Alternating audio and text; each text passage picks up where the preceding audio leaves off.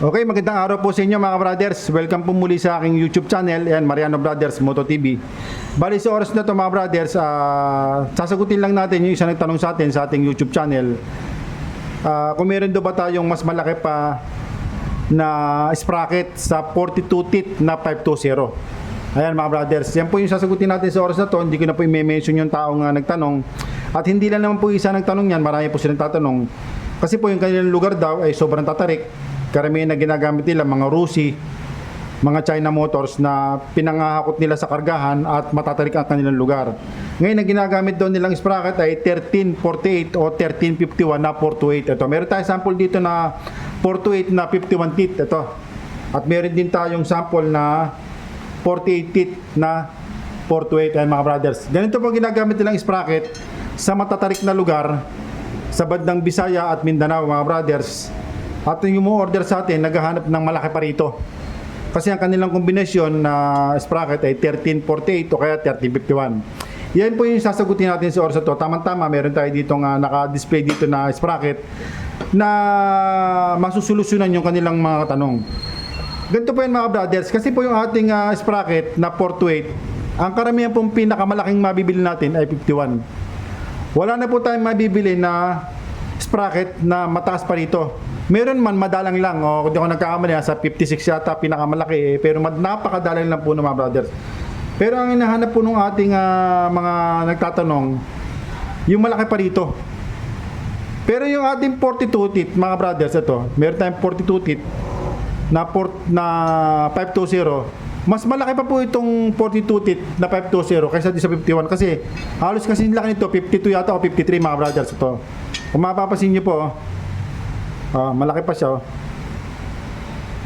Yan, yung 42 kaya naghahanap sila, malaki pa rito. Kasi sobrang tarik talaga ng lugar nila at punuan, napakaraming karga. Iba nga para mga malalaking kahoy pa kinakarga nila sa bulubundukin ng hindi ko alam kung saan lugar 'yon. Minsan nagpapasa sila sa akin ng video. Hindi ko na po maisa-isa dahil sa dami po nang nagtatanong at naghahanap ng malalaking sprocket na 520. Ngayon, ganito po nangyari diyan mga brothers. Makakakuha po tayo ng malaki pa rito. 520 na po mga brothers yung ganito. Kasi po ang gusto nila malaki pa rito. Ayan. Tama-tama po mga brothers, may dumating sa ating deliver. Binaksakan po tayo ng maraming sprocket na ganito kalalaki. 51 teeth po ito mga brothers. At saka 46 ito. Ayan. Ngayon po mga brothers, kung ikukumpara natin dito sa ating 428 na 51 teeth, ayan, ay napakaliit lang po niya, no? Kung ikukumpara sa 520 na 51, ito po, parehas silang 51. Ito, 51 teeth na 428. Ito naman, 51 teeth na 520. Ngayon, para maisalpak natin to sa motor natin, kung ang motor natin ay Rusi, o kaya HD3, o kaya YTX, Gixxer, o kahit anong klaseng motor yan, mga brothers, huwag po kayong mag-alala dahil meron po tayong plate na ginawa. Ito po mga brothers, ginawa ng ating kaibigan na si Mr. Arisan Juan sa Teresa Rizal. Napakarami niya pong ginawang ganito, iba't ibang klaseng motor na makakatulong sa atin. Kasi nga po, bukod sa may umu-order sa akin, sa kanya rin po, napakarami rin pong umu-order. Ngayon, siya po nag-wholesale.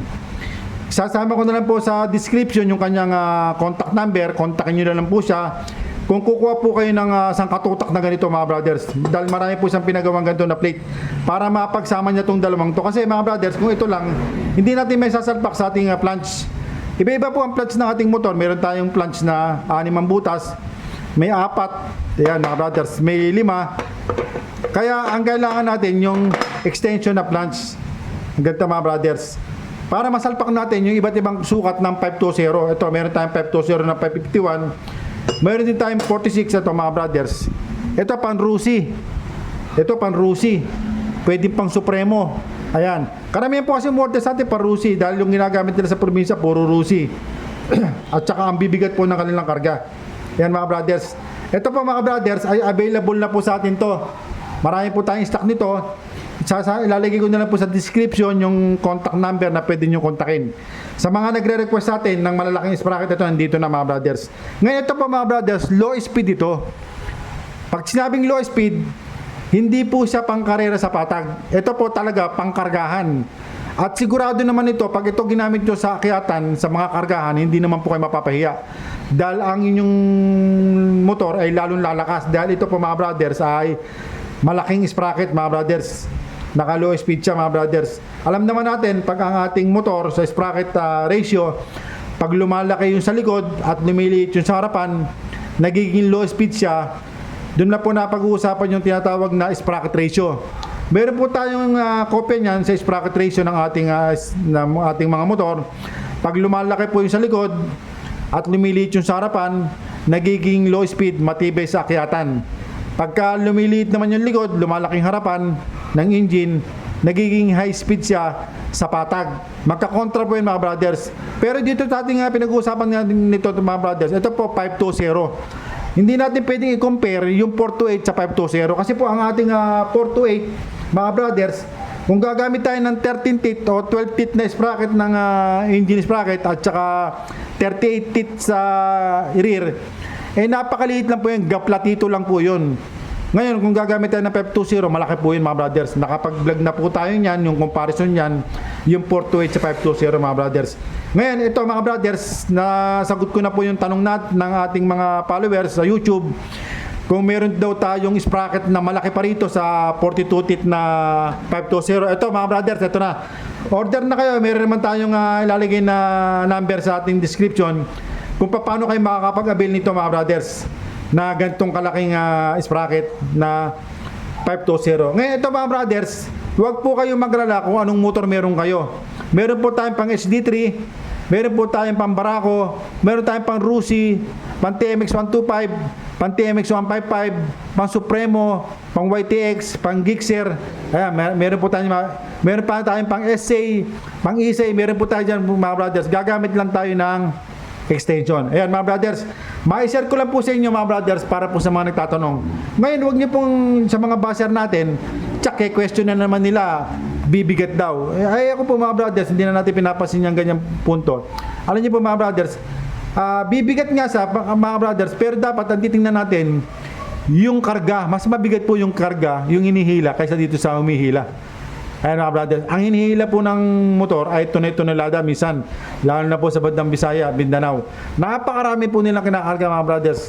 Kaya minsan nahihirapan yung kanilang sprocket combination na 1348 o kaya 1351. Ngayon ito 520, tamang-tama sa inyo mga brothers. Sa mga gustong umorder, maglalagay na lang po tayo ng number sa ating description. Okay? Sige po, hanggang dito lang mga brother. Sana po nakatulong sa inyo itong video ito. Sa mga nagtatanong sa atin tungkol dito sa 520 na malalaking sprocket. Okay?